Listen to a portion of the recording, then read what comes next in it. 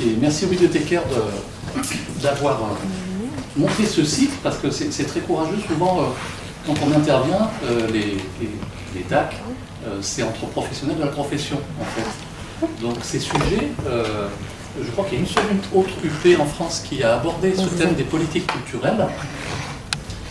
Et donc, je suis très curieux de voir ce que l'on va échanger sur des thèmes qui ne sont pas traversés en ces endroits-là, tout public habituellement.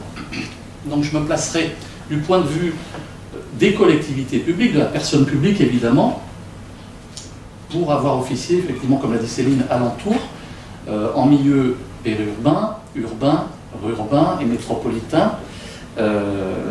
J'essaierai de ne pas vous parler de ce territoire mauriçais, mais de vous parler d'expériences ou principes qui ont été éprouvés, appliqués et applicables en tout territoire, en fait.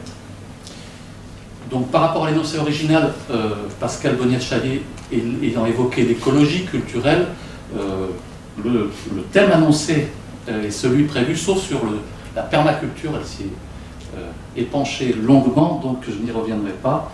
Par contre, vous trouverez des prolongements sur ce qu'a évoqué Philippe Tellier sur les politiques culturelles, évidemment. Donc, on va aborder ce thème des nouveaux enjeux créatifs sur les territoires en deux grandes parties. Tout d'abord, rappeler quelques fondamentaux sur la logique métier. Tout d'abord, les réseaux et la question des territoires. Et ensuite, alors évidemment ce sera arbitraire, l'université populaire c'est une parole libre, donc je vais en profiter ce soir, puisque j'ai un devoir habituellement de réserve et de neutralité, et là l'UP offre cette liberté d'évoquer des pistes, de lancer des pistes. Donc dans un premier temps, et ça vaut pas uniquement pour les directrices ou directeurs des affaires culturelles, ça vaut pour beaucoup des agissants, les bibliothécaires sont des grands agissants sur les politiques culturelles. Il faut rappeler quand même que, hors la conservation du patrimoine, qui concerne les médiathèques, les bibliothèques, les musées, et hors l'enseignement artistique, c'est-à-dire les écoles des beaux-arts ou les écoles nationales de musique, conservatoires, telles que vous les connaissez, ces métiers ne font pas l'objet de concours. C'est-à-dire que ce sont des métiers qui sont à loisir, à discrétion des collectivités pour beaucoup. Pas simplement sur les fonctions de direction, sur les fonctions de communication, par exemple, de technicien du spectacle. Vous avez des fiches métiers qui sont élaborées par la fonction publique territoriale, mais le raffinement qu'il y a dans les métiers des bibliothécaires, par exemple, ou ceux des professeurs d'enseignement artistique, où il y a un raffinement tel qu'on aborde toutes les disciplines musicales et étendues à l'art dramatique et à la danse, les autres corps de métier émanant des collectivités publiques ne font pas l'objet d'un concours. C'est important, parce que cela veut dire que les collectivités ont cette latitude, toute collectivité, à se saisir des savoir-faire et des agissants qu'elle souhaite mettre en œuvre sur son territoire. Donc, dans un premier temps, je me suis permis d'énoncer le vocable de technicien de surface culturelle et artistique. Alors, j'ai emprunté cette appellation quand j'étais étudiant en master de politique culturelle, il y a 30 ans. On avait été saisi par un pape des arts de la rue, Jacques Lifshitz, que vous connaissez peut-être, du théâtre de l'Unité, et qui, dès 1991, se posait la question, lui qui est artiste, de dire je me demande si je ne suis pas, dorénavant, un technicien de surface artistique. Ça dit combien les collectivités, dans la technicisation de l'approche d'habiter les territoires, ce questionnement, cette technicisation a alerté les artistes dès il y a 30 ans. Donc avec des collègues, ensuite, quand on a été à l'œuvre, on s'est dit, mais comment nous, on va définir, nous qui nous mettons au service des artistes notamment, comment est-ce qu'on va définir notre métier? Donc on était arrivé à une définition un peu fumeuse énonçant qu'on avait pour objet de désinhiber les usagers ou les publics de la présomption d'inintelligibilité.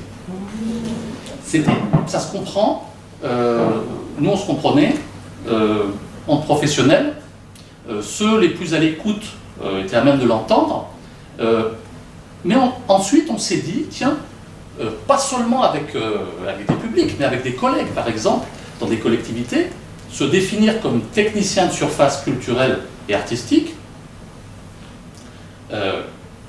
c'est aussi désinhiber les autres agissants que sont nos collègues de CCAS, de direction des services techniques, sur ces mêmes territoires, communaux, intercommunaux. On a arrêté d'employer cette appellation un peu péjorative. Ce qui est sûr, c'est que le métier d'agissant a largement évolué ces dernières années. On parle d'ensemblier, ça c'est sur le côté transverse que vous avez évoqué, Philippe Tellier, des pratiques qui ne sont pas que culturelles, qui peuvent croiser l'environnement par exemple, de passeurs, de développeurs. Et donc, l'ensemble des collègues se retrouvent au sein d'une fédération, la FNADAC, donc la Fédération nationale des directeurs des affaires culturelles, qui regroupe une dizaine d'associations en région, en toute région, Auras, Bourgogne-Franche-Comté, Nouvelle-Aquitaine, Île-de-France, les DAC des grandes régions également, des départements qui ont été avec les DAC des grandes villes et agglomérations de France dès il y a 40 ans le premier réseau de direction des affaires culturelles. Et donc, ces agissants, aujourd'hui, qui œuvrent sur des territoires tant ruraux qu'urbains, comme le vôtre, se reposent énormément de questions, notamment au sortir de la crise sanitaire. Ce sont des métiers dangereux. Pas seulement les métiers de DAC, les métiers de bibliothécaire, vous êtes en lien avec le politique, vous êtes en lien avec énormément d'acteurs. Le seul métier qui a d'ailleurs été classé à risque dans la fonction publique territoriale, c'est celui de technicien du spectacle. Bizarrement, ça a été le seul pour l'heure, par les centres de gestion, tout simplement parce que ce sont des agents qui travaillent nuitamment.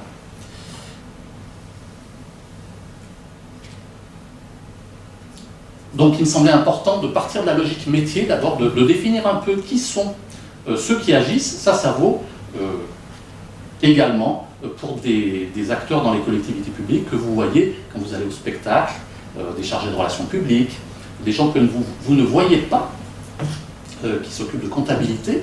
Il y a toute une chaîne de métiers qui est à l'œuvre pour produire les rendez-vous culturels que l'on vous propose. Alors, Pascal Bonnier-Chaly vous dirait que la France est sans doute le pays qui a le plus de réseaux d'acteurs culturels, elle qui œuvre également au niveau européen. Donc, il est important de rappeler tout d'abord l'étymologie même de réseau. Souvent, on résume cela, vous avez eu une conférence sur le numérique. Il est important de rappeler que l'étymologie même de réseau, ce sont les raies, les filets. Et donc, l'efflorescence de réseaux culturels en France, alors elle a des avantages qui peuvent être des avantages de coproduction de certains réseaux. Vous avez des réseaux dans le domaine du spectacle vivant sur les arts du cirque, sur les lieux de musique actuels évidemment. Je ne vais pas tous vous les énoncer, la Fédération des arts de la rue, dans une logique métier, l'Association des bibliothécaires de France par exemple, on va y revenir, qui a beaucoup œuvré pour la loi bibliothèque. Mais on constate aussi au fil des années que, alors qu'il y a énormément de réseaux d'acteurs culturels, quand il s'agit d'avoir une parole commune, convergente, sur des sujets de société importants, il est rare que cette kyrielle de réseaux arrive à parler, sinon d'une seule voix, en tout cas à s'unir. C'est rare. Parmi les réseaux, sans toutes les énoncer, les agences culturelles en région, qui ont permis une professionnalisation des métiers, justement, depuis les années 90. Et puis, vous avez des réseaux récemment qui sont nés même de la crise sanitaire, parce que la notion même de réseau, comment dire, elle ne se traduit pas forcément statutairement sous forme associative. Elle peut être un réseau informel. On a vu des réseaux en région, par exemple la Couronne, ce sont des lieux, des scènes moyennes plutôt périphériques, qui travaillaient en réseau depuis une trentaine d'années. Ce réseau est né très officiellement au fil de la crise sanitaire.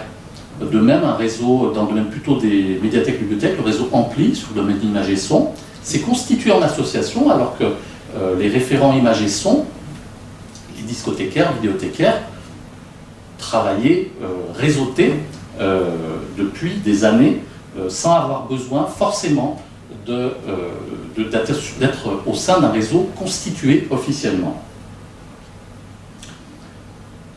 Donc si vous voulez parcourir les littératures consacrées au thème du réseau, Gabriel Dupuy est le théoricien de la rétistique, et Pierre Musso notamment est un peu l'idéologue et le critique de ce qu'on dénomme la rétiologie. Quand j'interviens en master de management culturel, donc puisque basiquement Michel Serres a défini le réseau, dit-il, comme une pluralité de points reliés entre eux par une pluralité de ramifications. Mais ce peuvent être aussi des objets inanimés, inertes, servant de médiation entre deux points. C'est très théorique. Il n'empêche qu'à partir de là, vous avez ce qu'on appelle les réseaux métaphoriques et les réseaux métonymiques, pour faire court, qui basculent dans le champ de la production, de la coproduction. Alors quand, en master, souvent, quand les étudiants leur demandent donnez-moi un exemple de réseau métonymique, plutôt inerte, ils vont très rapidement vous parler plutôt de partis politiques en déliquescence, sans dire lesquels forcément.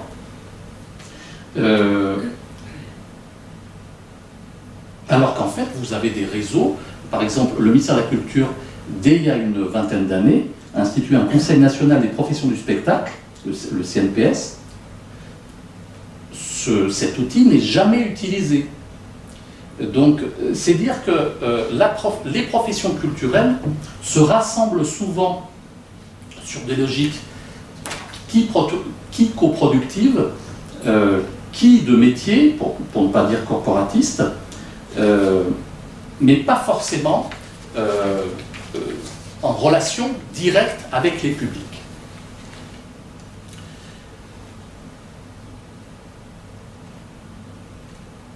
C'était une petite introduction sur la notion de réseau.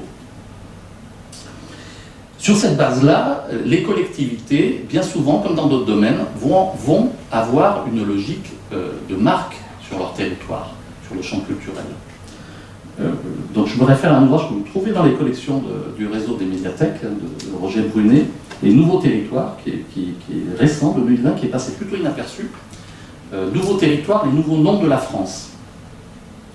Donc il a scruté tous les niveaux territoriaux, notamment les 4 niveaux territoriaux, État, région, département, interco et leurs communes. Et il constate qu'au fil de l'union des communes nouvelles, il y a toujours eu des communes nouvelles depuis maintenant un demi-siècle, ces communes passent par des processus tendant soit à additionner, tout simplement, dans une logique plutôt comptable, et dans l'énoncé, dans leur nouvelle appellation, pour donner des exemples très concrets, Oulin et Pierre-Bénite vont fusionner prochainement en milieu urbain. C'est-à-dire que c'est quelque chose qui ne se déroule pas forcément en milieu rural, au niveau de petits villages, qui cherchent à atteindre certains seuils, ou plus proche de vous, Bourgoin et Jallueux, qui additionnent leurs forces, des communes additionnent leurs forces, mais il y a une autre logique qui va au-delà, c'est la logique de paraître. Et là, ces logiques d'union se traduisent par des appellations plutôt valorisantes, évidemment, les hauts de, les grands quelque chose, les cœurs de, les terres de, les portes de, que vous connaissez bien. Mais tout cela dit, dans tous les cas, quel que soit le mode d'appellation ou la raison d'union, une excentration du métropolitain. Typiquement, porte de l'Isère. Vous avez une porte de France à Grenoble, une porte de l'Isère qui est une usine commerciale du côté de Bron, des portes de Bonnevaux en cœur de département. Donc, il y a à la fois sur un public, une population très exogène, une valeur d'attractivité, d'ouverture, et tout à la fois, ces appellations-là, pas seulement celles de porte de, sont des appellations non strictement localisées, un peu indistinctes. En tout cas, qui cherchent véritablement à valoriser le territoire après une logique plutôt d'agreste, c'est-à-dire que quand on dénomme un lieu ou une commune, jadis on partait plutôt soit du propriétaire, tout simplement, le châtelain, soit de la toponymie géographique, environnementale.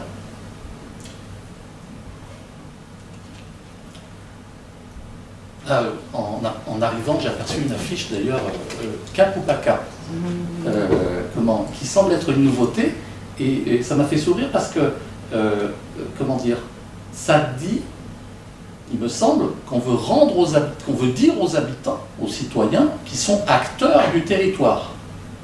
Alors que j'ai souvenance, il y a une dizaine d'années, que cette même agglomération, par exemple, hésitait sur le nom, sur le gentilé des habitants, entre Cap-Isérois et je ne sais, il n'y avait pas de Capétien évidemment, mais voilà. Et là, dire cap ou pas cap, c'est dire à l'habitant, sur le champ culturel, puisqu'on est dans le domaine de l'éducation artistique, sur cette manifestation qui émane des établissements culturels,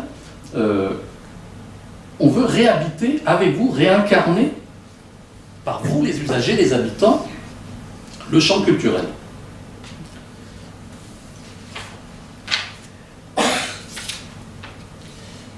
Alors, cette logique de marque, elle s'applique aux institutions culturelles elles-mêmes.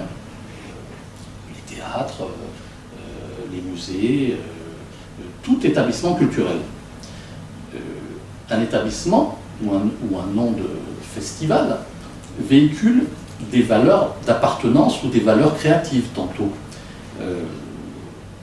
Donc à la fois un lieu devient un espace quand il acquiert une valeur d'usage et de vie au fil du temps, à la fois un établissement, sans en citer aucun, qu'on aurait baptisé espace quelque chose, peut rester toute sa vie dénommé espace sans acquérir de vie créative. On en voit énormément sur le territoire national. Si on prend en Capi, cette logique de fief, de totem, le Velin par exemple, donc là on est sur une appellation qu'on pourrait littérariser, mais ça n'a rien à voir avec le papier. C'est le possédant à la base, donc on est sur une logique de hameau d'un théâtre localisé sur une logique communale à la base. Quand on va être sur une dénomination comme celle des abattoirs par exemple, là on part d'un établissement qu'on a reconverti au niveau patrimonial mais qui a trouvé une nouvelle vocation. Vous aurez remarqué par exemple que pendant plus d'une dizaine d'années, vos abattoirs ont été toujours adjoints de l'appellation SMAC les abattoirs, tout d'abord, pour dire de quoi on parle, scène de musique actuelle. Progressivement, ils sont devenus les abattoirs SMAC, et puis aujourd'hui, il me semble que cet établissement étant pleinement inscrit sur son territoire, étant central bien au-delà de son territoire, dans ses activités, on dit les abattoirs tout court, et je crois qu'on dit même les abattes, hein, ceux qui le fréquentent assidûment. Si on pourrait prendre, hein, vous pouvez vous amuser comme ça à prendre les établissements culturels ailleurs. Hein. On va en prendre un au hasard, Jean Vilar, paix à son âme. C'est un lieu comme Jean Vilar qui aujourd'hui s'est relocalisé, véhicule des valeurs très particulières qui ne parlent pas forcément à des nouveaux publics. Quand vous êtes programmateur, par exemple, quand vous programmez dans un établissement Jean Vilar, il y en a d'autres ailleurs, programmer de la culture hip-hop dans un établissement référent au grand homme, de théâtre, ça ne vous facilite pas forcément la tâche. Je pourrais dire la même chose de Malraux, d'autres, Jean Moulin, voilà. Là, sur le XXe siècle, ce qui s'est passé énormément, c'est qu'on a eu besoin sur beaucoup d'établissements culturels, sur la logique de marque émanant des collectivités, des porteurs de projets, c'est de les parrainer dans une logique un peu paternaliste, hein, d'un nom de père. Hein. Malraux a beaucoup cultivé cela. Si vous prenez l'espace Malraux à Chambéry, ça n'est pas évident qu'il y ait une scène nationale dorénavant. Hein. On dit Malraux, on va à Malraux. Ça n'est pas évident au fil du temps, au bout d'une cinquantaine d'années, alors que la ville est détentrice d'un théâtre à l'italienne, du théâtre Charles Dullin, vous connaissez peut-être. Dullin, excusez-moi, qui connaît aujourd'hui, à part Fabrice Lucchini, qui vous dira Jouvet, Dullin, Cartel, un outil obsolète comme un théâtre à l'italienne, avec un nom de patronyme pareil, se cumule au fil du temps, produit que ce qui est produit dans l'établissement, quelle que soit la direction artistique, mais sur la volonté d'une collectivité, peut se diluer, en fait, ou freiner, ou ouvrir l'activité de l'établissement. Alors, on n'a pas d'image, du coup. À la fin, je pense qu'on retrouvera quelques exemples à vous montrer. Je voulais m'arrêter sur un lieu que vous connaissez peut-être, enfin que vous connaissez sans doute, le musée d'art moderne de Saint-Étienne, auprès duquel vous êtes nécessairement passé en vous rendant sur Clermont-Ferrand. Là, on est typiquement, vous connaissez, oui, tout le monde situe le musée d'art moderne de Saint-Étienne, hein, voilà, quand on se rend de Lyon à Clermont-Ferrand. Ce lieu, donc, qui a été ouvert en 87, c'est un bloc architecturalement qui rappelle la tradition minière, hein, de la vallée. Eh bien, au début des années 2010, vous ne vous en êtes peut-être pas rendu compte, mais sur cet établissement, la métropole a désigné le lieu musée d'art moderne, d'accord, Saint-Étienne, au cas où vous ne sauriez pas que vous êtes à Saint-Étienne, passez auprès de ce musée, métropole. Alors même que le lieu, dans son bâti, tel qu'il avait été installé, incarnait le territoire largement, bien au-delà du territoire. Il y a eu là une volonté, une logique de marque de la part de la collectivité. Donc, je prends cet exemple, du coup, on peut le dire, pas forcément appliqué que dans le domaine des grands stades sportifs, hein, la logique de naming. Beaucoup d'intercommunalités, partout, hein, dans toutes les intercommunalités, vous remarquerez que les logiques métropolitaines d'agglomération font que énormément de collectivités adossent leur logo, hein, voire supplantent ou accompagnent très fortement, au moins à parité, l'activité culturelle de l'établissement.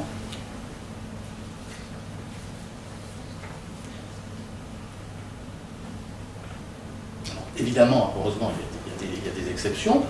Pour prendre un exemple assez proche, le toboggan à Dessines, là on est typiquement sur un autre exemple, c'est-à-dire que la collectivité, là, installe une salle de spectacle dont le parti pris architectural, celui d'un toboggan. Et par-delà, le lieu est installé à la base sur un nouveau cœur de ville, dans une logique de nouveau quartier, de nouveau centre-ville.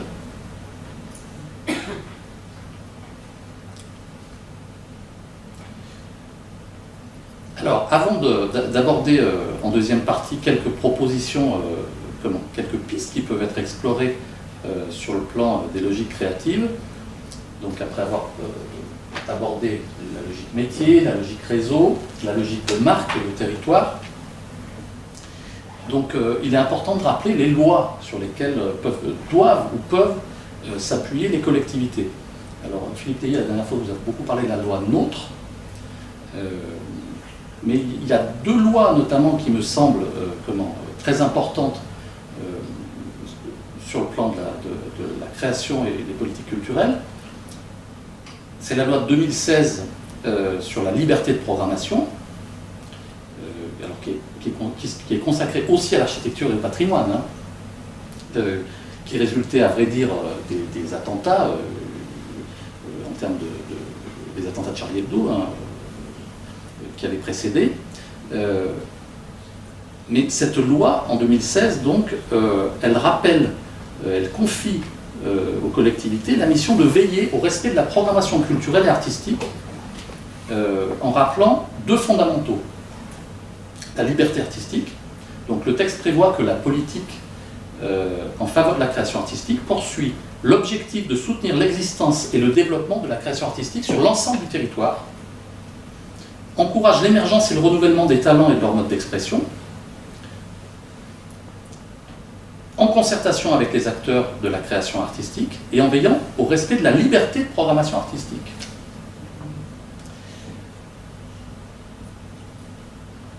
Le deuxième point induit par soutenu par cette loi, sur le plan de la programmation et de la création, donc l'État détermine 13 labels d'État qui ont été institués en Conseil d'État, donc les fonds régionaux d'art contemporain, les CDN, les scènes de musique actuelle, vous en avez une, les centres chorégraphiques nationaux,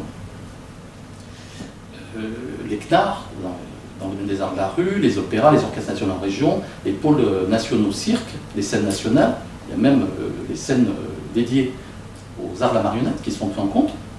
A contrario, par contre, à partir de cette loi, des lieux, des établissements non labellisés, un lieu de spectacle,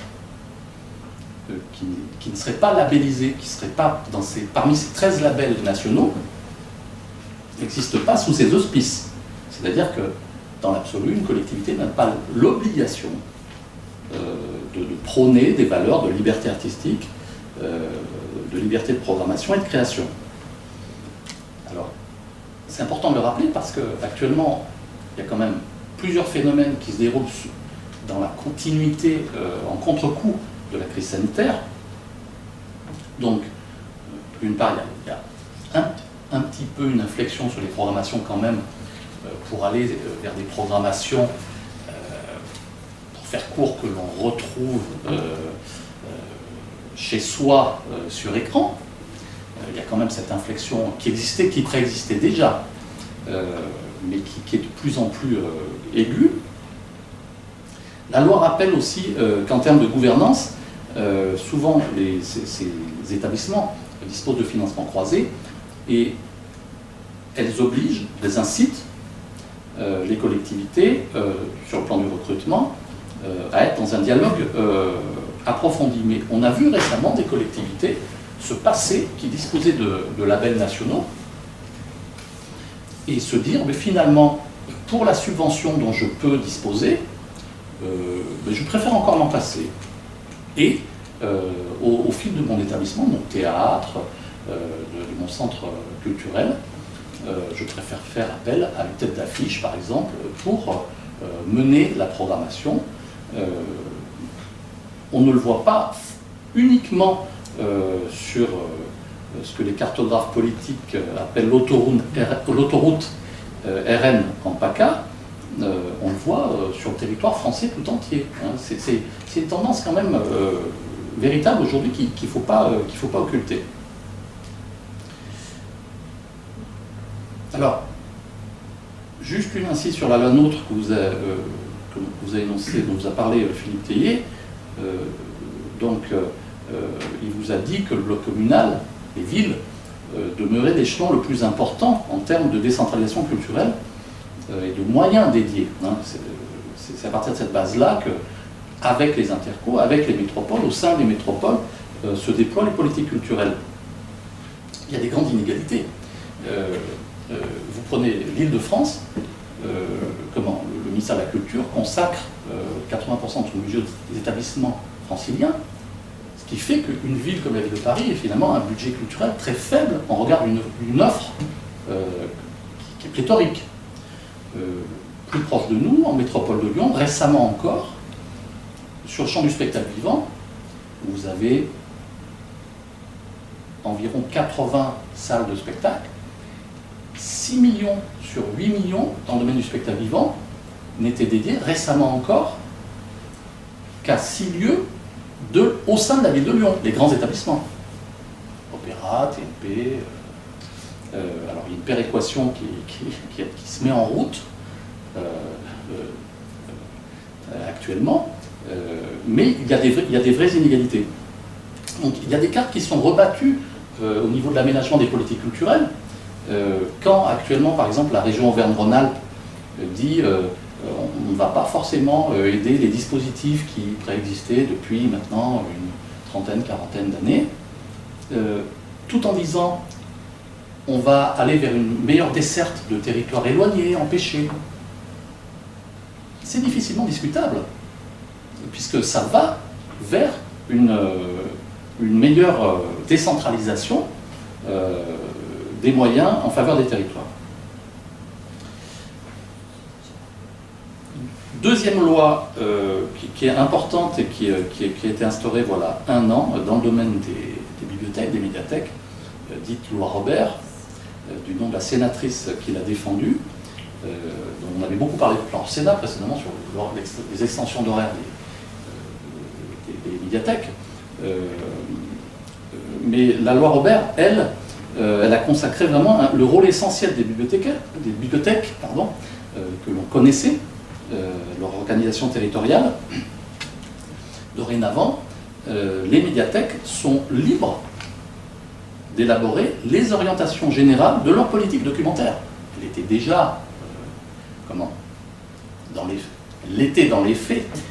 La loi installe cela. Une collectivité à laquelle est rattaché un réseau de médiathèques ou une bibliothèque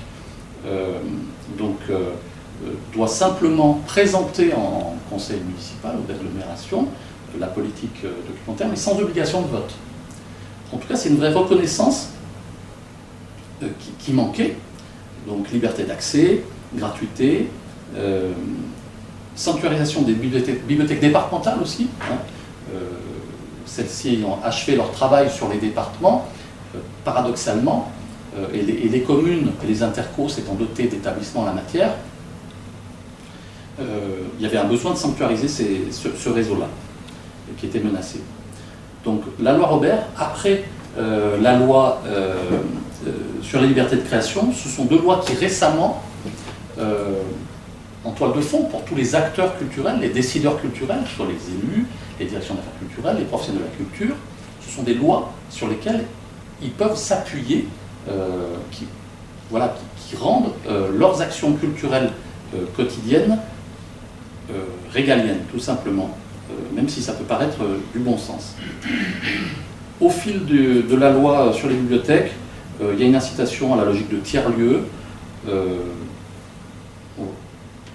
On en reparlera tout à l'heure parce qu'on vous montrera deux exemples de tiers-lieux très particuliers qu'on fait en Norvège. Jadis, on parlait des friches sur les lieux à explorer. Sur la logique de tiers-lieux, concrètement, ça se peut être qu'une bibliothèque en Norvège, on verra tout à l'heure, soit consacrée uniquement à la tranche 10-15 ans, interdit aux adultes. Donc cette logique, la logique de tiers-lieu, c'est faire que dans des établissements culturels, pas seulement des médiathèques, il y ait d'autres pratiques culturelles que le simple emprunt qui se réalise.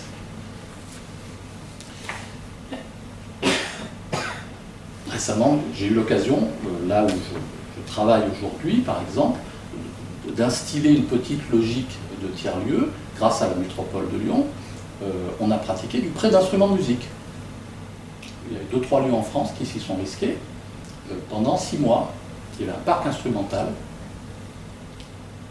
gracieusement. On emprunte 3 semaines.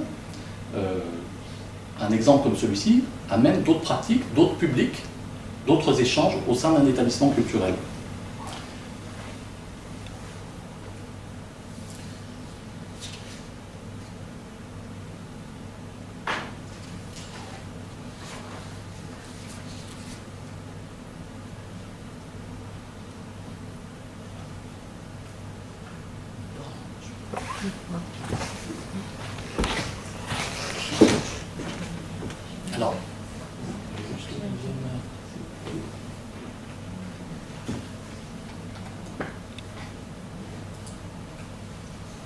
Alors, voilà, merci. Alors, après vous avoir décrit quelques données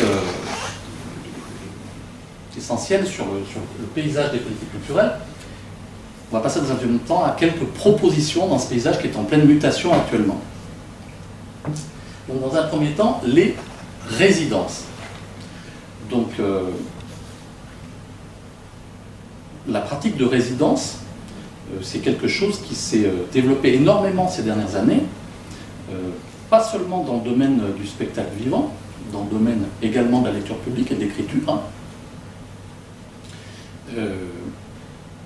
Le ministère a fixé en 2010 une circulaire qui fixe 3 types de résidences: de création, de diffusion ou de résidence association. Alors dans le domaine de la lecture publique par exemple, c'est assez amusant de voir que les auteurs eux-mêmes finalement ils pratiquent la résidence, c'est un travail assez invisible, le travail des auteurs.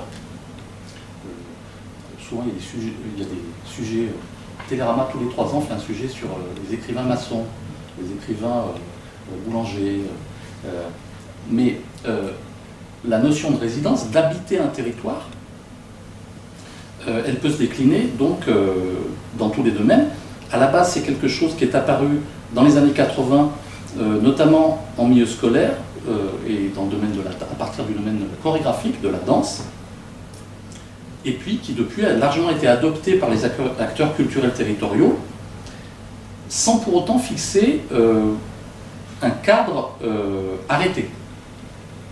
Ça rejoint un peu la logique de Marc. Souvent, une collectivité pratique, arbore une résidence. Vous aurez remarqué ces dernières années que dans les sacro-saintes plaquettes de saison que vous parcourez, quand on vous a donné le nom, vous allez voir ailleurs, la notion de résidence, il y a encore 30 ans, elle existait peu. Il y a une vingtaine d'années, elle est apparue dans les pages annexes des plaquettes. Ensuite, elle est apparue dans les éditos politiques. Et puis, dorénavant, souvent, dans certaines plaquettes, elles sont en préambule des saisons, des énoncés de saison. Parce que la collectivité, la puissance publique, veut dire, au travers de ces dispositifs, nous habitons le territoire. Résider, CDO, être bien assis. Les résidences, alors ça n'est pas un syndic de copropriété ou un projet immobilier, parce que je me suis aperçu récemment avec des collègues, on était en réunion avec des directeurs de CCRS, et puis on parlait depuis 5 minutes de sortie de résidence, en termes de professionnels de la profession. On a une sortie de résidence, c'est-à-dire qu'une équipe a répété pendant 1 semaine, 2 semaines, 3 jours, 3 mois, tout dépend du projet. Et en fait, une sortie de résidence pour les directeurs de CCRS, c'est un terme complètement qui veut dire autre chose chez eux. Donc, en tout cas, l'objectif, c'est de faire œuvre ensemble. Alors, on contractualise ces résidences, souvent, avec des appels d'offres, y compris de plus en plus. L'ARAL, l'agence Rhône-Alpes Livre et Lecture, donc, a même sorti un guide qui définit des principes, par exemple, de résidence de création à 70% du temps de l'auteur, des résidences de création à 70% de temps d'écriture et 30% de rencontres avec le public. Donc là, on reste sur un modèle qui est un peu la logique des résidences Villa Médicis.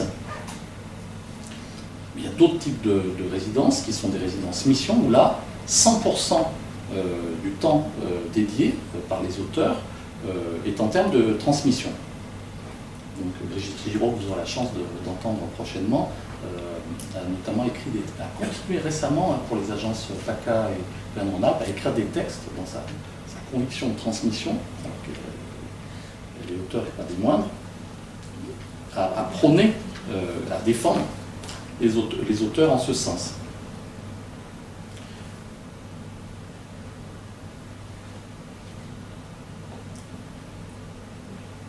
Alors, il y a une différenciation selon les disciplines dans les résidences.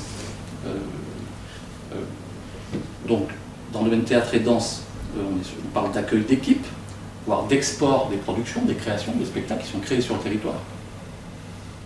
Dans le domaine des musiques actuelles, là, on va être plus en conjonction avec les producteurs privés, donc c'est une toute autre logique.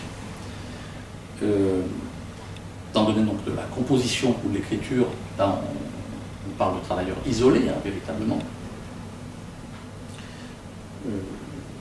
Le réseau des médiathèques avait développé des résidences, d'ailleurs ici même, je crois, avec John Moe, François Place, enfin, plein d'autres. Et puis dans le domaine des arts plastiques, qui a été un des premiers domaines à agir en la matière, donc avec des productions d'œuvres pérennes, la plupart du temps.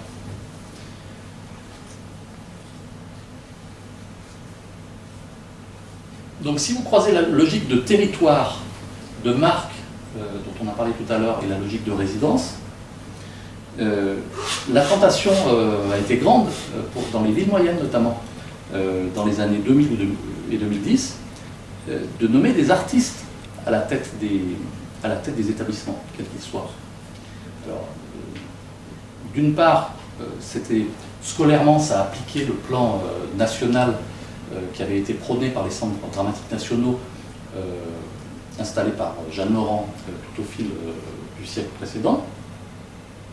Il y avait aussi un avantage de gain en se disant, si je nomme un artiste, il va produire un spectacle nécessairement, donc la collectivité et le public vont être gagnants. Actuellement, on assiste un petit peu à un retour en arrière par rapport à cela, même si vous avez des exemples quand même frappants. Je pense à Robert Renucci, qui n'est pas seulement le nouveau directeur du Théâtre de Crier ou des Tréteaux de France, tel que vous l'avez connu alentour en tournée, mais qui, en Corse, dans son village natal, a installé un lieu permanent, qui non seulement accueille l'été des amateurs sur des stages approfondis à ses côtés, mais qui est un lieu de résidence permanente pour la population locale tout au fil de l'année, alors qu'il n'est pas là. Autre exemple que vous connaissez qui est Made in Capi, Gwenelle Morin, qui avait expérimenté pendant une dizaine d'années la notion de théâtre permanent à Aubervilliers. C'est quelqu'un qui est natif de votre région, d'ici, qui agit également au Point du Jour. Et pour vous donner un autre exemple qui a été effleuré la dernière fois par Pascal Bonnet-Chalier sur le plan des circuits courts, à Tulle, vous avez une scène conventionnée qui exige dans les contrats avec les artistes que ceux-ci se déplacent à Tulle, et on n'arrive pas Tulle aussi facilement que ça, en transport collectif. C'est-à-dire qu'ils se refusent à accueillir des artistes nationaux, internationaux, si ceux-ci n'utilisent pas les transports collectifs. Donc, sur les volontés de résidence, donc ça permet énormément de choses sur les territoires, avec les artistes, avec les populations, sur le plan d'éducation artistique, puisqu'il y a beaucoup de choses qui se font avec les établissements scolaires. En même temps, on affleure l'idéologie, parce que au travers d'une résidence, on explicite la commande politique, sa volonté, et quand elle est réussie, la résidence est intégrée pleinement dans la politique culturelle, laquelle est mieux intégrée dans la politique publique globale. Alors ce qui est très important en même temps, comme dans tout contrat, c'est de déterminer précisément les conditions. Durée, lieu, moyen, terme, fin de résidence, évaluation. Alors, deuxième piste qui peut être explorée sur les territoires, dans le domaine du design et de l'esthétique urbaine. Alors, je ne sais pas s'il y a des élus dans la salle, je ne crois pas, j'en ai pas aperçu, tant mieux, parce qu'ils noteraient tout de suite. Dans une logique de labellisation, donc vous connaissez les villes et villages fleuris, tous ces labels voilà, dont s'emparent les collectivités, qui permettent de faire valoir un territoire. Et donc vous avez des labels qui permettent donc de faire valoir l'esthétique urbaine de votre territoire. Donc pas très loin d'ici, à Pont-de-Claix par exemple, on verra peut-être tout à l'heure les visuels. La commune de Pont-de-Claix, son maire qui est président de la métropole de Grenoble également, a expérimenté le fait d'habiter chacun de ces quartiers avec des bancs publics et des chaises donc, qui ont fait l'objet d'un travail approfondi avec les habitants. Ce travail a été labellisé et donc permet à la collectivité et à son territoire élargi, à la métropole, de rayonner bien au-delà. Troisième exemple, troisième piste, les nouveaux commanditaires. Alors ça, c'est quelque chose qui est à la fois, dont on parle beaucoup depuis peu de temps, qui est pourtant assez ancien, puisque ça a d'abord été créé par un artiste, installé par un artiste dans les années 90, porté par la Fondation de France jusqu'en 2019. Et récemment, une association, la Société des nouveaux commanditaires, porte cette action. Alors qu'est-ce que c'est? Longtemps, dans le domaine culturel, vous avez une logique d'expertise et d'experts, de comités d'experts. De plus en plus, Philippe Tellier vous a parlé de droit culturel, on essaye d'impliquer l'habitant, les habitants. Et donc, cette logique, donc le protocole nouveau commanditaire, il propose que véritablement, dès le cahier des charges, le choix de l'artiste soit fait par un groupe de commanditaires qui soit des habitants. C'est-à-dire ni la collectivité elle-même, ni des élus, ni des techniciens de surface culturelle artistique, surtout pas des experts. Donc là, on assiste à une inversion de la commande publique. Alors, c'est intéressant en termes de transmission, parce que souvent, sur des territoires, vous avez des œuvres, dans les arts plastiques particulièrement, qui en termes de pérennité, qui ne s'installent pas. Récemment, vous avez peut-être entendu parler du côté de Saint-Priest, il y avait une artothèque à Saint-Priest, et puis la commune s'est aperçue que dans leur collection, ils avaient une œuvre de Gerhard Richter, qui avait été acquis 15 000 francs à l'époque par la collectivité, et qui était jaugée à des millions d'euros. Donc la commune s'est dit, mais pourquoi est-ce qu'on ne la vendrait pas, tout simplement? L'artothèque ne fonctionnait plus aussi. Donc le Conseil d'État a refusé cela. Ils ont trouvé un compromis qui va faire que Saint-Priest va pouvoir mettre cette œuvre, et d'autres, en prêt et tirer quelques dividendes, mais pas en termes de vente. Ça, c'est un exemple de non-pérennité d'une collection d'art. Sur votre territoire, vous avez énormément d'œuvres, par exemple, qui ont été installées par des communes individuellement. Vous avez un Debré à l'église de Saint-Hilaire-de-Bruns, dans les réserves du musée, vous avez des Viala, Georges Rose chez Movix, Marcani chez Movix, par exemple. c'est quelqu'un qui fait l'objet au musée d'art moderne de Saint-Étienne prochainement d'une rétrospective, c'est un artiste anglais, la première en France.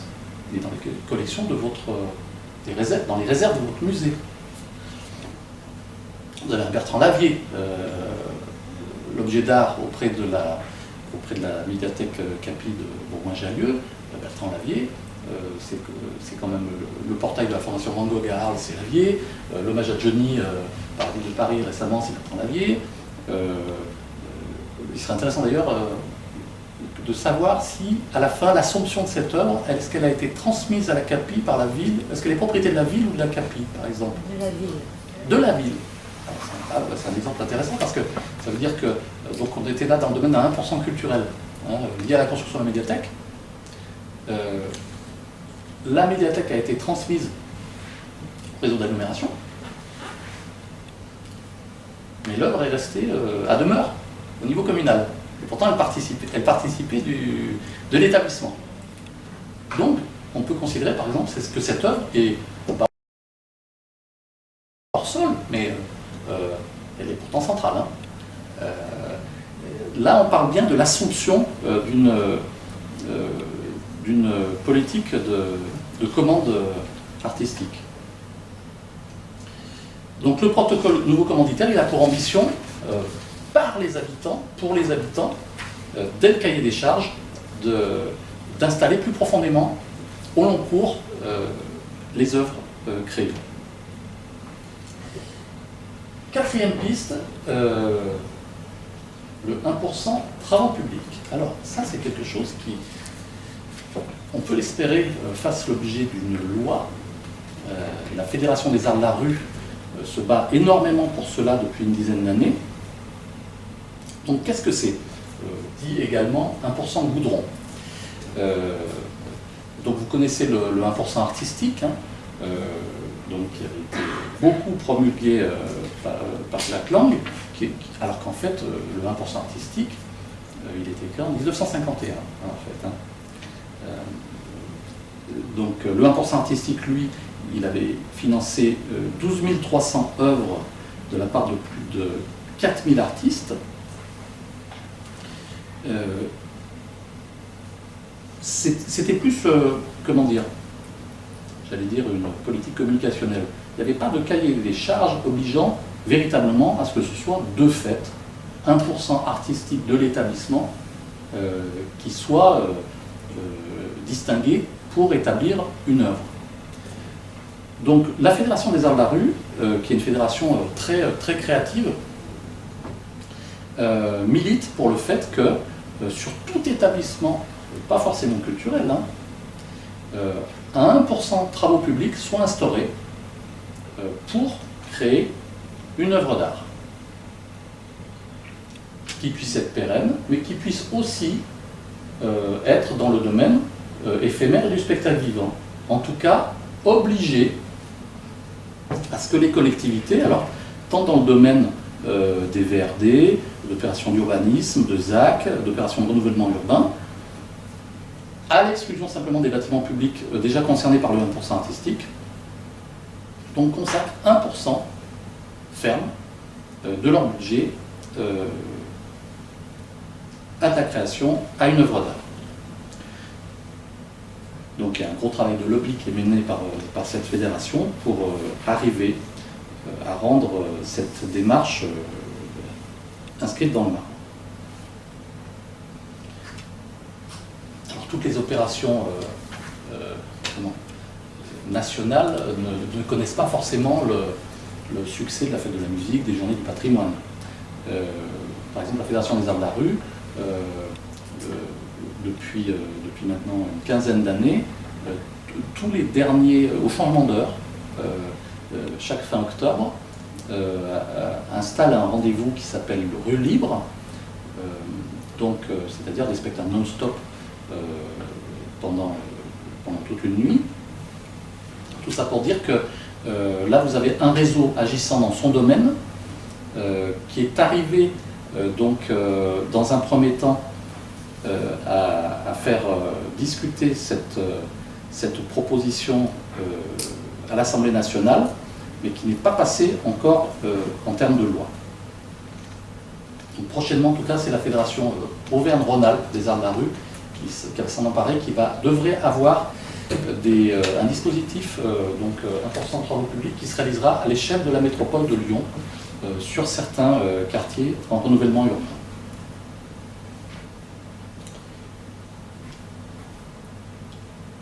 Alors pour finir, donc ça ce sont des pistes qui sont des pistes qui me semblent pouvoir être menées dans des collectivités, sur des territoires, des territoires pas forcément urbains, hein. Ça peut être des intercos en milieu rural. Aujourd'hui en tout cas, l'État lance des grands plans d'aménagement. Donc là par exemple sur 2030, vous avez un nouvel appel à projet qui s'appelle Pôles territoriaux d'industrie culturelle et créative.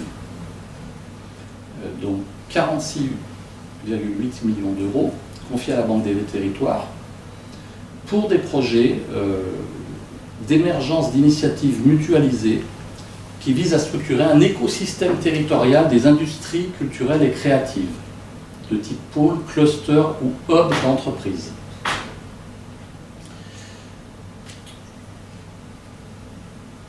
Récemment, on a un peu plus parlé des contrats territoriaux d'éducation artistique et culturelle. Vous avez un PLEA qui est très actif, hein, qui est très installé sur la CAPI. Donc là, on sent quand même en même temps un changement de logiciel, c'est-à-dire que pendant longtemps, les valeurs d'éducation artistique prévalaient dans le domaine des politiques culturelles. Les industries culturelles et créatives, des clusters ou hubs d'entreprise, là on commence à être dans une autre logique.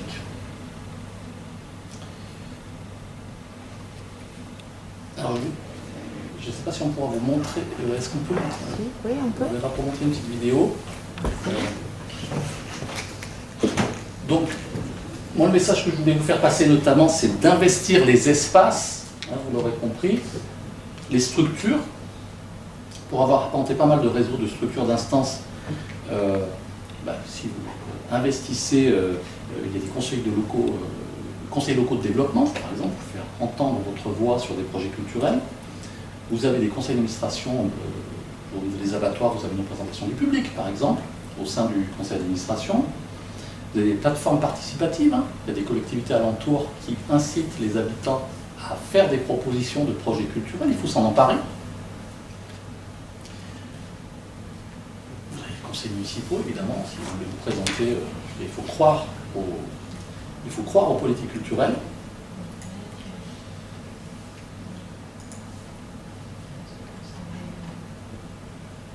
Alors, si vous pouvez...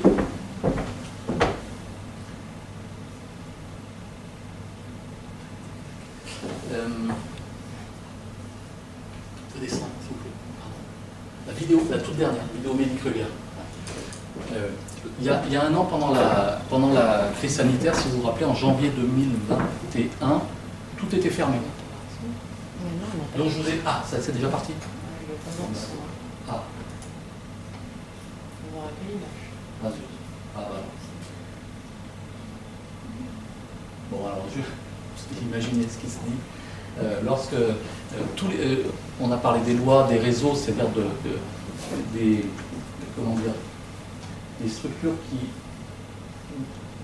d'un certain point de vue, peuvent être considérées comme un peu cadenassantes. Mesdames, face à l'oppression triste, les médiathèques ne veulent pas tirer la couverture, mais plutôt tourner la page et avoir voix au chef. De nous qui avons foi en notre profession, écoutez nos professions de foi. Soyez sûrs qu'il existe une autre culture que celle de réseau.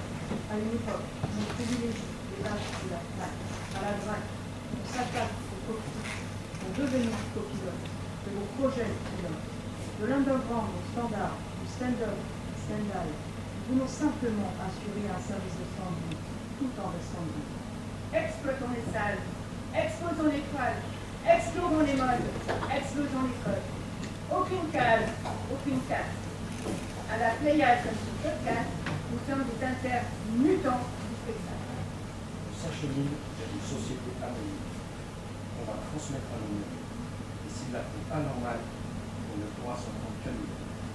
Alors, l'égalité des chances, si c'est demain pour l'instant, au lieu de créer des banques de données, de donner aux banques, nous allons changer la donne et donner le champ. Vous nous pensez indispensable, tout juste bon et distanciel. Pour notre culture, nous sommes essentiels. Et nous vivons son désarroi en présentiel. Nous sommes sur le théâtre des opérations et nous refusons que nos représentants jouent une énième représentation de la statue nation. Ce qu'on défend, c'est la culture partout, partout, pour tous. Sans pour les frontières qui circulent et nous bousculent, pourvu que nous arrivons fiers. On peut mettre un chanteur en cellule. Est-ce que c'est une chanson? Attention, culture sera le chute. On nous dit unité. Nous répondons humanité. Vous affirmez devoir thérapeutique. Nous rétorquons droit au terrain poétique. Ouvrez les yeux, ouvrez les lieux, ouvrez les débats, ouvrez les théâtres, car ce n'est pas à nous de nous donner en spectacle.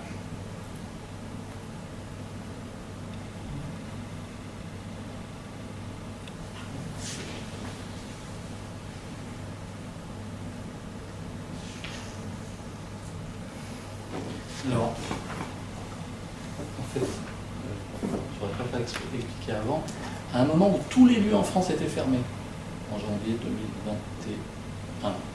Et on avait eu la deuxième annonce, si vous vous rappelez, tout d'abord, les lieux culturels n'étaient pas essentiels, et ensuite, ils n'étaient pas indispensables. Et il y a eu un appel d'un théâtre à Lyonnais, on a été deux, donc à Mions et dans le Beaujolais, à rebondir là-dessus, disant « Ouvrons de force les établissements, quels qu'ils soient. » Aucun maire n'a bougé. Cet artiste, Mehdi Kruger, qui était en résidence à Amiens, une résidence permanente en fait, nous a fait ce cadeau en fait. Il travaillait, il y avait beaucoup de résidences dont on a parlé tout à l'heure dans tous les lieux pendant la crise sanitaire, c'est-à-dire un travail caché. Il a écrit ce texte pour les agissants, pour l'équipe. En une nuit, il est revenu le lendemain.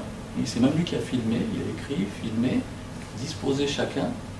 Et donc, c'était un petit message pour dire que la liberté de création, elle commence par chacun. Elle peut commencer au sein d'une équipe qui n'avait jamais pratiqué cela, et évidemment grâce à un artiste. Voilà. Et regarde, pour la petite histoire, il vient il y a 2 semaines, il a obtenu le prix de l'UNAC 2023, qu'ont eu Nougaro, Aznavour, Judith Armanet, plein d'autres. Le Grand Prix de l'UNAC, qui existe depuis 1974, qui s'appelait au début Oscar de la chanson française. Voilà. Donc dans une petite ville de 15 000 habitants, tout simplement. C'est possible n'importe où, ça. Voilà.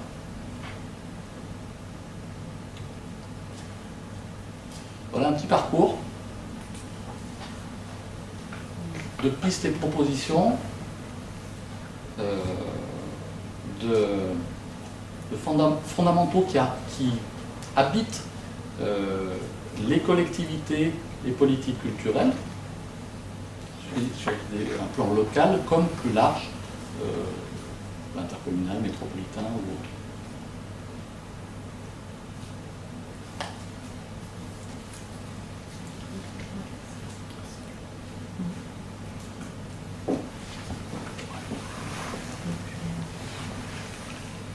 N'hésitez pas si...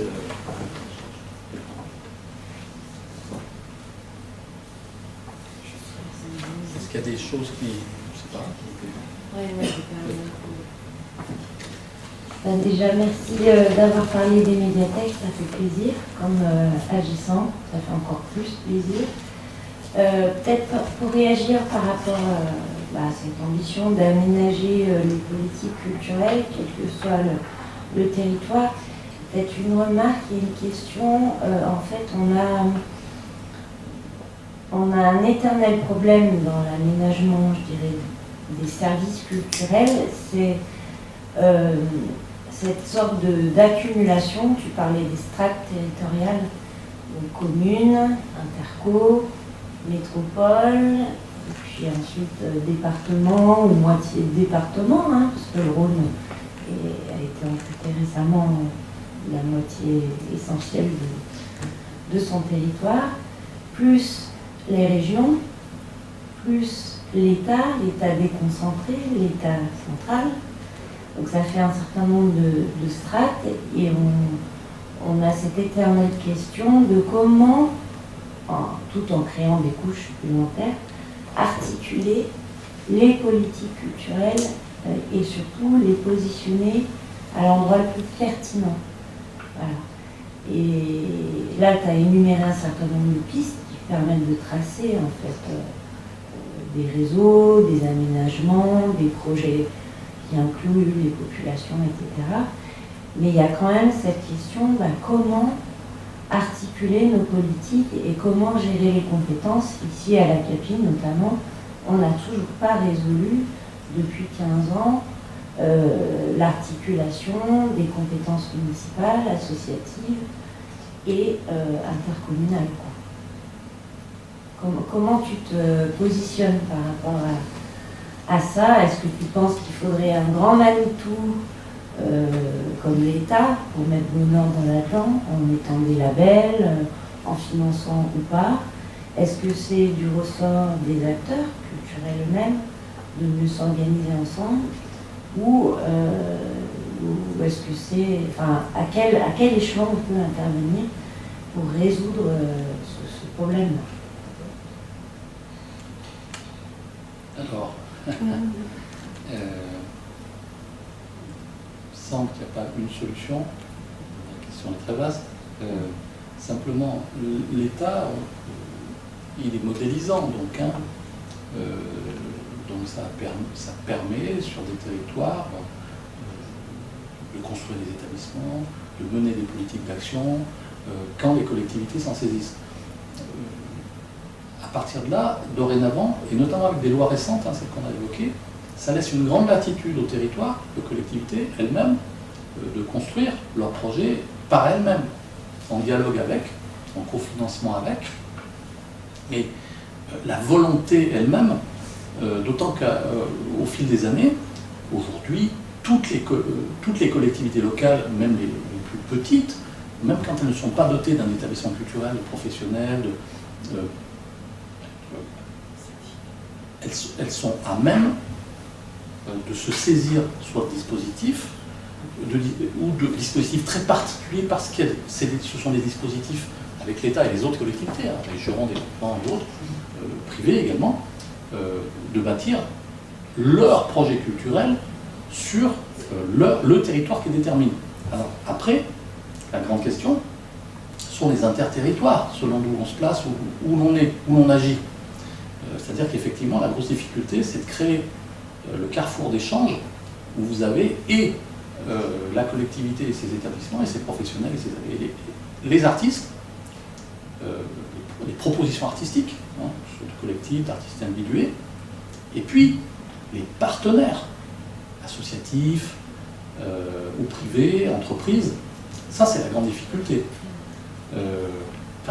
En même temps, il y a plein d'endroits qui peuvent être investis. C'est pour ça, à tout ça, quand je disais, il y a des conseils locaux de développement, il y a des associations, il faut investir chacun des champs. Il n'y a pas de formule magique. Alors, c'est vrai qu'à l'entour, vous êtes sur un hinterland, c'est-à-dire que c'est une zone très traversée. Donc, il n'y a pas une centralité évidente, il y a plusieurs propositions, plusieurs pôles. Il faut créer les conditions du dialogue, j'enfonce une porte ouverte, mais ça passe par le fait que il y a un dialogue rapproché à avoir avec tous les élus à la culture, quels qu'ils soient. J'ai un peu, je suis allé au pas de charge sur certains plans, mais vous avez la FNCC, c'est la Fédération nationale des collectivités pour la culture, qui a sorti il y a un an un ouvrage vraiment très très intéressant, parce que c'est la première fois qu'il y avait un ouvrage synthétique sur comment être élu à la culture aujourd'hui, parce que être élu à la culture, c'est pas un métier, non seulement c'est pas un métier, mais ça ne s'invente pas. Jadis, vous aviez beaucoup d'élus à la culture qui étaient élus par passion et conviction, pour dire par idéologie. De la même façon que les métiers de la culture sont passés à une logique plus gestionnaire, tantôt, certains élus de la culture se sont vus hériter de portefeuilles de délégation, tantôt dont ils n'avaient pas forcément rêvé, et donc le mode d'action s'acquiert. Donc ça passe par un dialogue approfondi avec les responsables culturels politiques, entre eux, qui dialoguent, avec les agissants culturels et professionnels de la culture. Ils ont affaire au sein de leur collectivité, ils ont affaire à des directions, à d'autres services. Donc il s'agit aussi d'infuser l'action culturelle, les politiques culturelles dans les autres champs. Donc quand je faisais le clin d'œil de l'appellation technicien de surface culturelle, dans le sud-ouest par exemple, il y a des collectivités, des départements notamment, où les directions culturelles, qui s'appellent où là le verbe a également évolué, maintenant sur des directions de l'innovation culturelle. Alors j'ai dit c'était la direction des affaires culturelles, des affaires étrangères, économiques, sous Malraux. Là on est passé ensuite à une logique de direction des développements culturels. Aujourd'hui sur cette direction de l'innovation culturelle, eh bien, par exemple, j'ai des homologues, ils ont régulièrement le droit de pouvoir mobiliser 20% du personnel des autres services non dédiés à la culture sur des projets culturels. C'est inscrit dans la charte de service public de ces collectivités-là. Ce qui permet que les services culturels qui se consacrent passionnément à leurs propositions, rencontres d'auteurs, spectacles, expositions, etc., ce qu'ils proposent peut infuser au sein d'une collectivité, et donc le mode de proposition et les projets eux-mêmes, ça peut être des projets transverses, culture et environnement, des projets culture et services sociaux, voilà. Mais c'est inscrit dans la... Donc ça c'est une autre piste qui peut être structurelle en fait. Et puis après il y a le dialogue avec les associations quand même, qui est quelque chose qui doit se renouveler, qui va se renouveler nécessairement. Ça c'est vital. D'ailleurs le fait même, j'ai déjà dit, mais que vous montiez un cycle comme celui-ci, que ça émane des bibliothécaires sous l'égide de l'université populaire, ça dit des choses, c'est qu'il y a un besoin.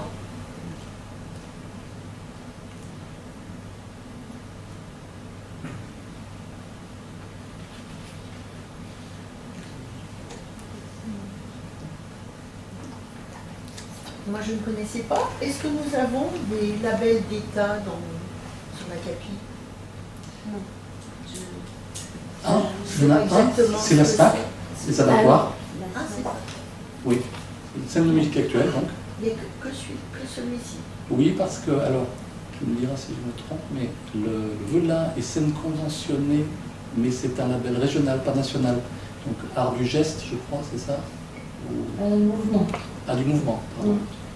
Et on a les grands abattoirs, qui est quand même une référence dans le domaine de l'architecture, mais plus côté recherche. Mais ils ont aussi... les grands ateliers, tu veux dire? Les grands ateliers. Les grands ateliers. Les grands abattoirs, ouais. Comme quoi ça marche, ces abattoirs. Mais qui est plus sur la recherche, mais ils font aussi de l'action culturelle. Il y avait le festival Grain d'hiver notamment. Voilà. Mais au niveau national, on a quand même la Poétèque à Villefontaine, qui fait partie du réseau des maisons de la poésie, et qui est l'expert national des revues françaises de poésie. Donc on a comme ça des petites niches, mais des établissements culturels au niveau national, non, à part les médiathèques, je vois pas. Alors quand même... le musée de Bourgoin, il est municipal statutairement, hein. Mais il n'a que 2 homologues en France dans le domaine de l'ennoblissement textile, c'est Mulhouse et... Non, il n'y en a qu'un, c'est Mulhouse, pardon. Et en Europe, c'est du côté de Barcelone. C'est-à-dire que sur cette spécificité-là des musées techniques, cette discipline n'est pas traitée ailleurs. Alors, le musée, en tant que tel, il est de statut municipal, il a des aides de la DRAC, ministère de la Culture, sur des projets du département, tantôt de la région, ponctuellement. Mais c'est pas parce qu'il n'a pas de label national qu'il n'a pas un projet fort et qui potentiellement va drainer un public et local, hein, qui connaît l'identité industrielle de son territoire, et des spécialistes, ça se traduit sur des coproductions d'expositions avec d'autres établissements lointains. Donc il n'a pas de label national, pas labellisé, mais dans ses productions, ça dépasse largement le local. Mais le théâtre Jean Villard n'est pas quelque chose de labellisé. Non, l'été ne l'est plus, je crois. Oui. Là, c'est une saison municipale qui doit toujours avoir des aides du département, je pense. Il n'y a pas une règle absolue en fait, hein. Chaque collectivité mène son projet en essayant d'élargir les aides, les aides financières d'une part, les subventions. On peut ne pas avoir de label national et avoir une très belle activité.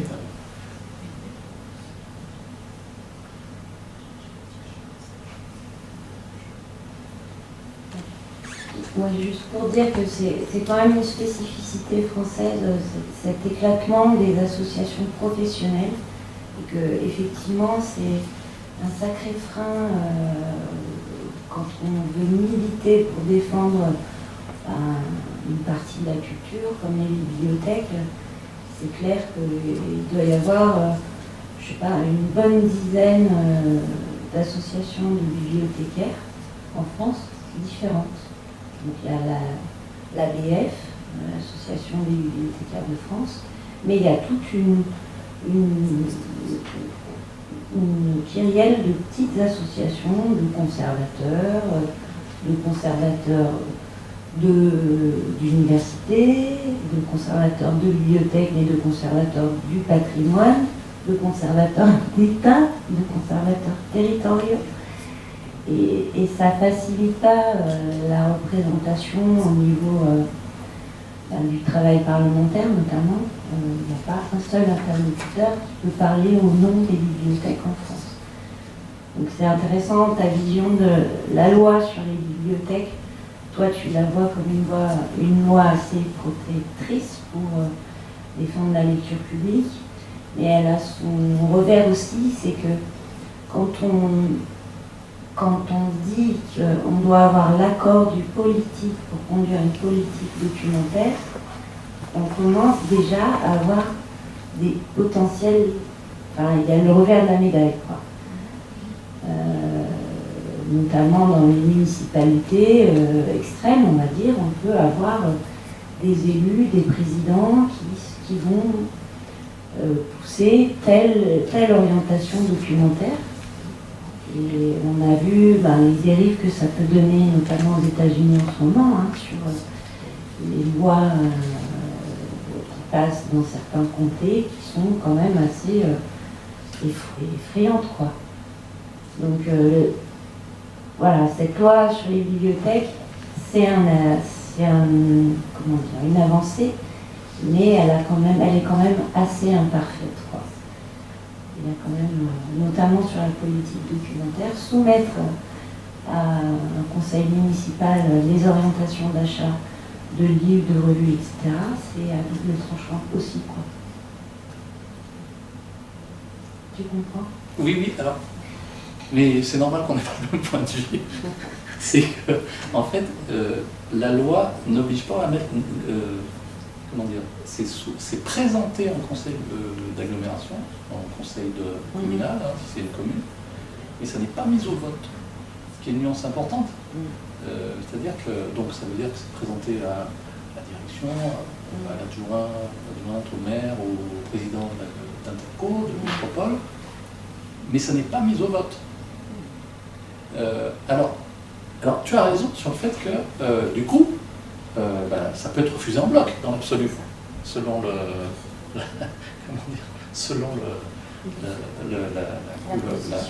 position de la collectivité. Dans les cas extrêmes, oui, ça peut être très problématique. Mais dans l'absolu, par contre, ça n'est pas mis en débat, c'est une loi de reconnaissance en fait. Alors qu'avant, il y avait un vide juridique. Donc,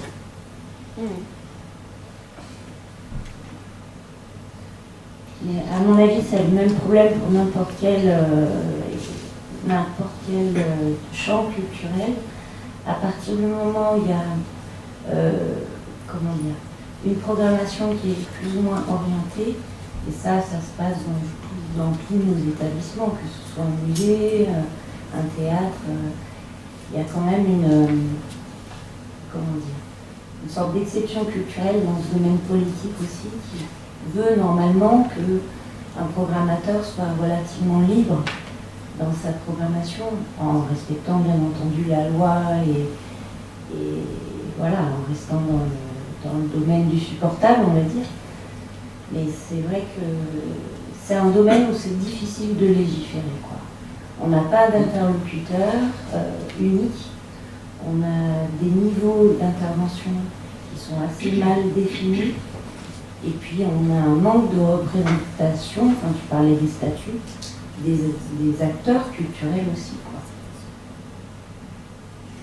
D'où ma question tout à l'heure sur les problèmes d'aménagement et de pilotage des politiques culturelles. Ça tient aussi à l'organisation de nos services publics, quoi, et de nos professions, quoi, qui sont, à mon avis, pas forcément très bien définies, quoi.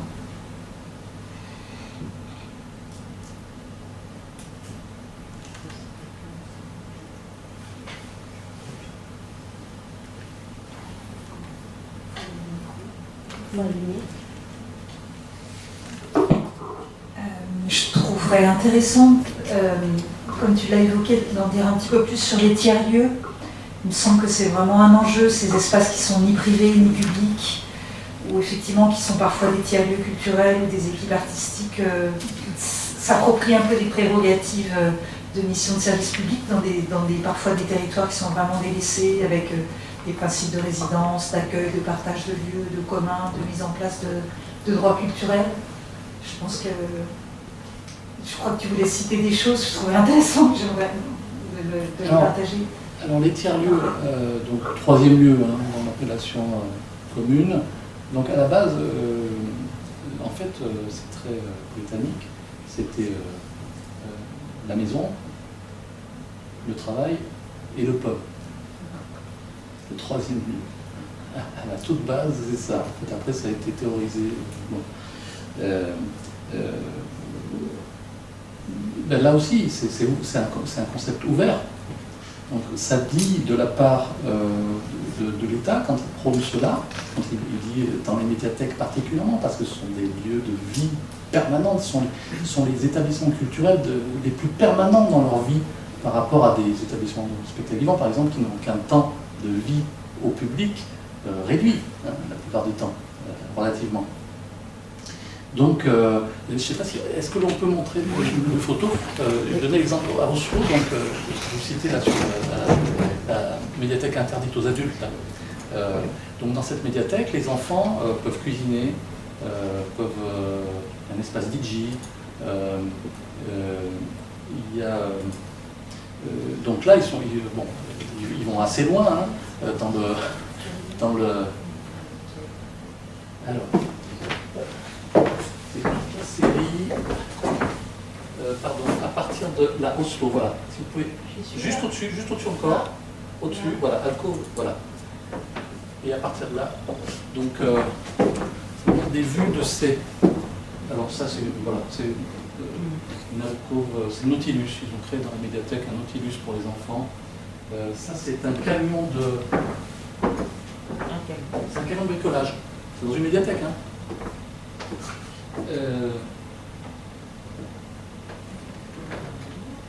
En France, vous avez un tiers-lieu qui a été couronné à Lezoul, dans Puy-de-Dôme.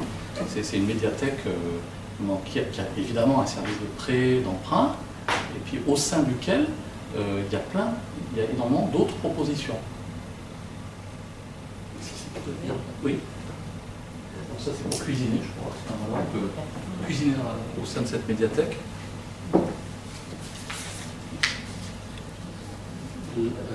Là, Là, alors ça c'est le pendant, parce que quand même, ils n'ont pas fait que ça. À Oslo, il y a une médiathèque adulte sur 6 niveaux.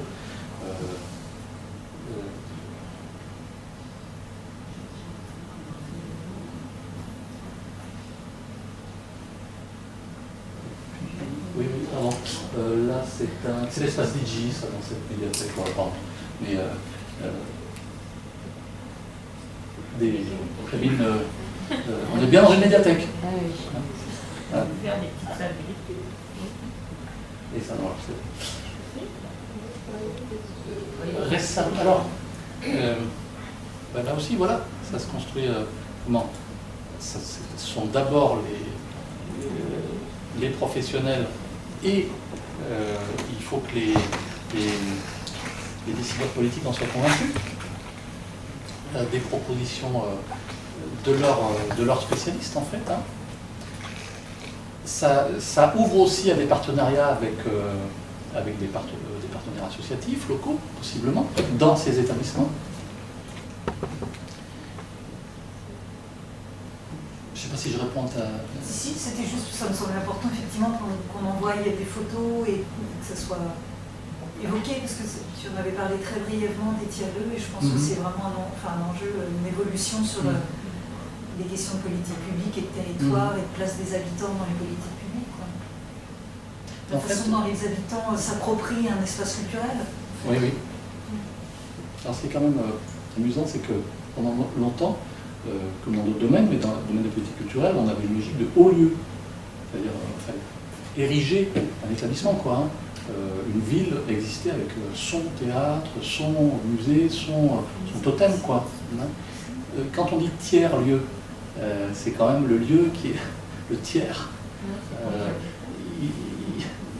Voilà, bon, ça dit plusieurs choses. Ça dit une logique comptable, quand même, un petit peu. Hein. On répartit, on redistribue le service public culturel en question. Alors qu'en fait, c'est une traduction de third place. C'est pour ça que je commençais par rappeler qu'à la base, c'est la maison, le travail et la sortie, quoi, hein, au sens large.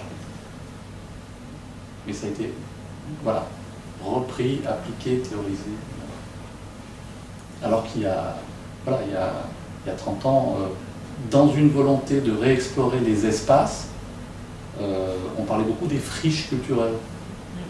C'est-à-dire que là déjà, on sentait que l'aménagement du territoire culturel par l'État, il n'était pas parachevé, quand même, il avançait énormément. Et pas seulement pour des questions de moyens, il y a une volonté d'aller voir ailleurs.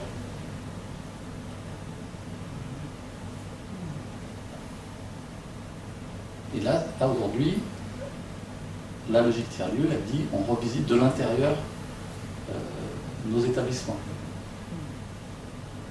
Pour sortir des schémas traditionnels, quoi.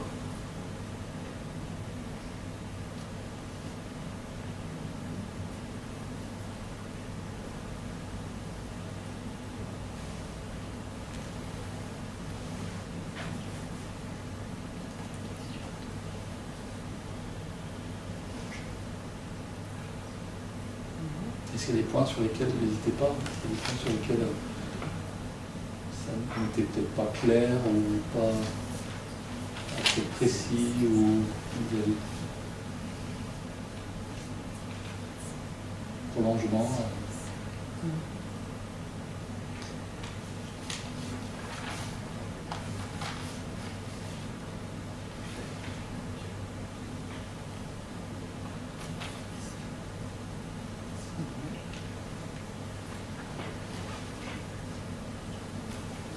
Merci.